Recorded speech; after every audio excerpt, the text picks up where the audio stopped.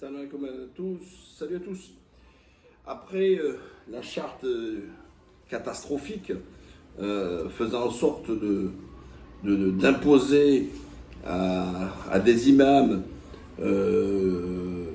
des choses comme si ça venait de Dieu, parce que Macron s'est pris pour Dieu, et puis une partie du CFCM, ses apôtres, prêts à exécuter ses prophètes, ce qu'ils appellent l'islam des Lumières, l'islam républicain et l'islam de Tartampion.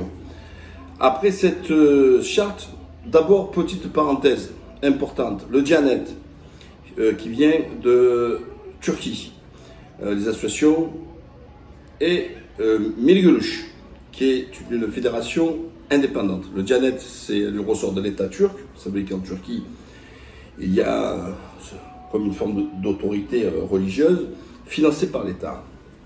Et Milguluş, qui est une structure islamique qui a été fondée par Al-Bakan. Et donc, eux n'ont pas signé la charte de la honte.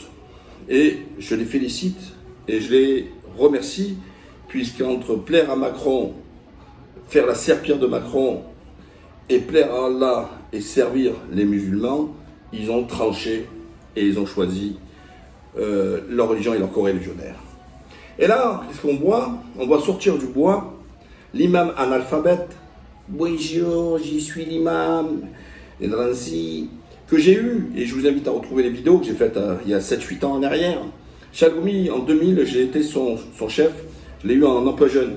C'était un gars qui avait un problème, il fallait insérer socialement, et donc, par l'intermédiaire d'un ami, qui l'a fait rentrer, il dit oui, il est imam au foyer Sonacotra, et donc il cherche du travail, et tout ça, etc. Et donc on l'avait pris. Cet analphabète pour lequel nous avons échoué, nous n'avons pas pu lui apprendre le français correctement, puisqu'on avait un volet travail et un volet insertion, donc il fallait aussi les insérer, et ce qu'on appelle une remise à niveau sur le plan scolaire, afin de maîtriser l'écriture, la lecture et bien sûr compter. Il a été fiché par nos services de renseignement, lui-même formé au Pakistan et en Syrie. Et puis, un peu comme Abou Tsouf, l'imam de Brest, qui avait une barbe comme ça, qui avait des cheveux, qui disait qu'il était sa fille, maintenant il est maliki, bref, il a été repris en main. Voilà. Et ils savent bien les reprendre en main. Et donc, en gros, ils l'ont mis sous curatelle du CRIF. Et ce que je vous dis, vous savez, c'est vérifiable. Est-ce que vous l'avez vu une seule fois en vidéo, comme il passe son temps dans toutes les télés, parce que les télés le poussent, parce qu'ils veulent une serpillère, ils veulent une merde au service des musulmans, et donc c'est pour ça qu'il est choisi. Il est choisi alors qu'il ne tient pas personne pris derrière lui, mais il se croit le profil d'imam. Il est financé par les Émiratis, sa famille vit aux Émiratis, et on sait ô combien ce régime barbare, sanguinaire, c'est pour ça qu'il est prise de position de ce pitre contre Erdogan, sans cesse à taper, en le traitant de dictateur sanguinaire, ce que vous voulez, et compagnie, parce qu'en fait il est aux ordres. Donc d'un côté, il est sous la soumission des services de renseignement français. Deuxièmement, il est financé par les Émiratis, les ennemis des musulmans. Et puis, sous curatelle du CRIF. Alors, on est toujours avec Malek Alter, avec les autres, etc. Encore une fois, moi, je ne mélange pas tout. J'ai aucun problème avec les Juifs. Les Juifs, ce sont des frères du livre. Moïse, Moussa, c'est notre prophète. Comme mes frères du livre, qui sont les chrétiens, etc. Je n'oublie pas que nous avons notre socle commun, nous sommes des religions monothéistes. Et c'est important de le rappeler. Donc j'ai aucun problème avec les Juifs. Aucun problème. Et je leur souhaite le meilleur.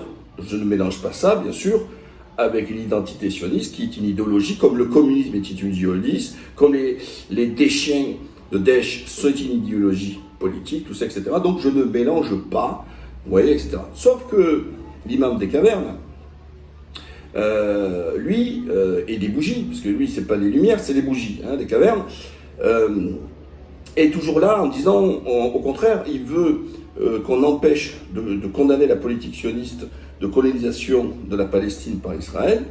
Il est toujours qu'avec les représentants du CRIF, il est souvent en Israël, il a été, et lui, qui est issu du 93, il a été plus souvent en Israël que dans le 94, ça je l'ai toujours dit, c'est clair, net et précis. Et donc on voit toujours autour, toujours pareil, tous les sionards. Ils l'ont en main, et ils veulent le contrôler, et c'est leur marionnette. Et eux, c'est des ventriloques derrière, et lui, il est devant, islam, différence, terroriste et tout. Et les médias vont se faire croire que c'est un courageux, parce qu'il dénonce, c'est pour la paix, et tout ça, etc. Mais non, quasi presque la totalité des musulmans en France, c'est pas ça qu'il lui reproche. Il lui reproche justement de servir les intérêts d'Israël et pas servir les intérêts des Français de confession musulmane. Vous voyez, c'est tout simple. Lui-même qui dit chaque fois que le conflit est important en France, et lui il passe son temps à aller en Israël, voir avec des généraux, les féliciter, tout ça, etc. Alors qu'il y a je ne sais pas combien de résolutions des Nations Unies qui condamnent les colonisations en Palestine par Israël, par l'extrême droite de Netanyahou. Voilà, donc il est en cette chaîne, c'est le suppôt de Netanyahou. Et comme je dis toujours, Chalgomi, c'est, vous préférez, c'est une diffamation à l'endroit des musulmans. Ça atteint la dignité et l'intégrité des musulmans.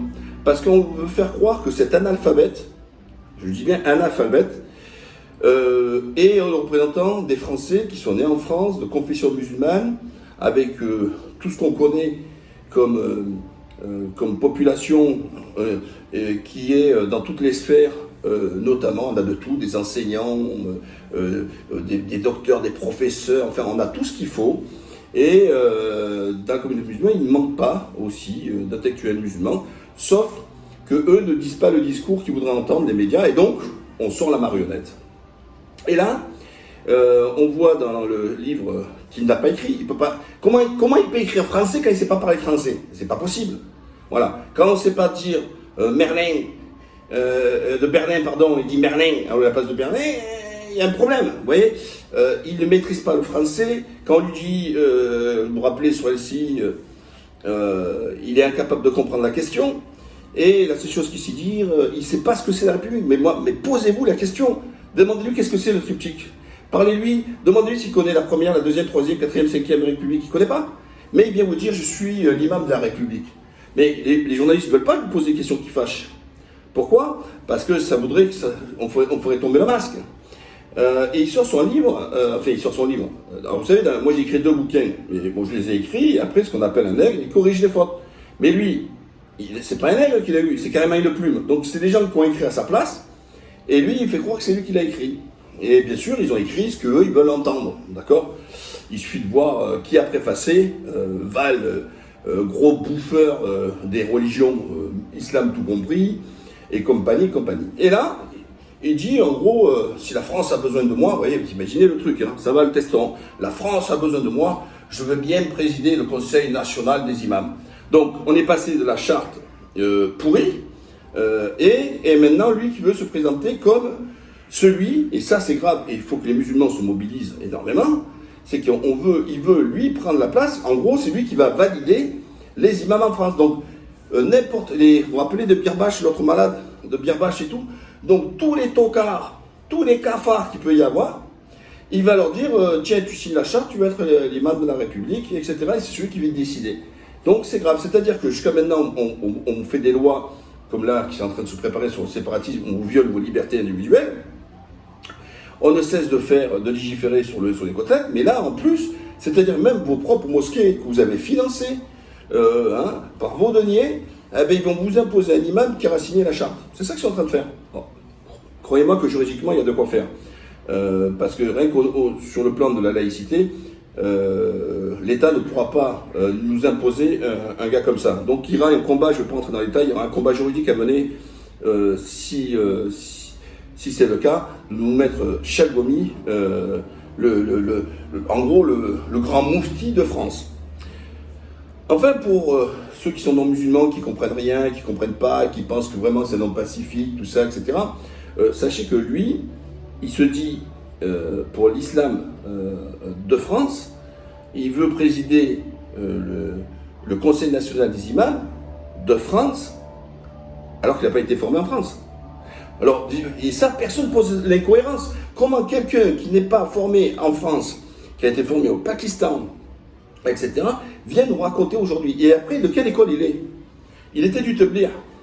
Ceux qui aujourd'hui, ils dénoncent, qui leur crachent. D'ailleurs, j'ai oublié, il n'y avait pas que le Turc, les associations aussi du Teblir n'ont pas signé cette merde de charte. Hein. Donc, comment il peut passer du Teblir et aujourd'hui ne pas nous dire de quelle école il est? Quel chemin il suit? Quelle école juridique il suit? Non, hein, personne ne pose la question. Par contre, il vient des gens du Teblir. Et c'est les mêmes qu'aujourd'hui, ils leur crachent dessus. Donc, qui est-il maintenant? C'est quoi sa grille de lecture? Donc, voilà, moi, je vous le dis encore, arrêtez de dormir, réveillez-vous. Ils sont en train de plus en plus de grignoter votre liberté religieuse. Et ça encore en piétinant la laïcité. Hein. Parce que rien dans la laïcité, c'est prévu, cette ingérence, ça va vouloir contrôler. Et je le redis encore, on revient à l'époque de l'Algérie française. Parce que à l'époque de l'Algérie française, l'Algérie était un département français en 1905. Et la France était la troisième puissance musulmane au monde avec plus de 30 millions de musulmans. Et l'Algérie étant un département, je dis bien département, bien un département, il faut savoir que la laïcité, ils n'ont pas voulu l'appliquer en Algérie. Pourquoi? Parce que comme les préfets contrôlaient les khogbas, les imams, eh ben, si la laïcité s'était appliquée en Algérie, les préfets ne pouvaient plus contrôler la khogba du vendredi, des imams. Mais oui, parce que la laïcité, c'est justement cette séparation. Et ce que l'État voulait, c'est au contraire contrôler les musulmans. Donc liberté pour les chrétiens, liberté sur la métropole, et surtout contrôle à l'Algérie. Et là, ils sont en train de refaire la même. Vous voyez, c'est le match retour. Et c'est marrant parce que c'est en train de période où ils nous parlent, soi-disant, ce qui s'est passé en Algérie avec Stora et compagnie, et compagnie. Mais en fait, Macron, il est en train de refaire, c'est une tartufferie, il est en train de reprendre, de recalquer ce qui s'est passé à l'époque coloniale. Voilà. Donc, encore une fois, les musulmans deviennent des sous-citoyens. Voilà. Parce que le juif ou le chrétien catholique, orthodoxe, vous voulez, lui, ils ne sont pas sous contrôle, hein, ils ne sont pas sous curatelle. Même les sectes, regardez les témoins du Jéhovah. Jéhovah, eux, ils font ce qu'ils appellent de la religion politique, puisqu'ils viennent taper à votre porte et ils vous pressent pour pouvoir essayer de vous convaincre en compagnie. Eux, ils interdisent la prise de sang, parce qu'ils disent que c'est interdit la prise de sang chez eux, chez les témoins de Jéhovah. Ah ben eux, ils ne sont pas mis sous contrôle, ils n'ont pas de charte, ils n'ont rien du tout. Eux, ils peuvent faire ce qu'ils veulent, ils peuvent continuer. Mais la deuxième religion de France, la deuxième religion au monde, elle, par contre, elle doit être mise sous curatelle. Voilà, les amis, ce que je veux vous dire sur Chacomi et ses ambitions, et qu'il est pressé par qui? Par les médias. Parce que les médias nous l'imposent. Les politiques nous l'imposent. Mais ils imposent, sauf que les Français pensent que ce mec-là, il a une vitrine, mais qu'il n'a jamais un reportage en train de mener une prière. Est-ce que vous l'avez vu pour l'Aïd? Est-ce que vous l'avez vu pour le Ramadan? Non, jamais, on ne le voit jamais. Mais chaque fois qu'il y a une fête juive, il est là. Chaque fois qu'il y a un truc avec les sionistes, il est là, etc. Il fait, c'est l'islam politique, c'est lui.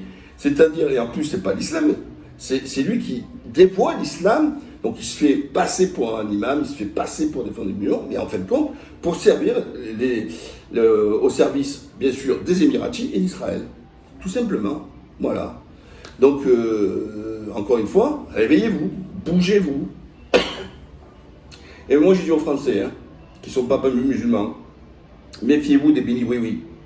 Méfiez-vous de ceux qui viennent vous dire ce que vous voulez entendre. C'est les plus dangereux, des courbettes. Et si quelqu'un a trahi sa religion, si quelqu'un a trahi ses coreligionnaires, demain, vous pensez qu'il défendra la France? Posez-vous la question. Il ira au plus offrant. Réfléchissez bien. Celui qui trahit une fois, trahira deux fois. Et celui qui est capable de trahir sa propre religion et ses coreligionnaires, et c'est qu'il est né sans foi ni loi, il vous la mettra à l'envers. À la prochaine, bye bye.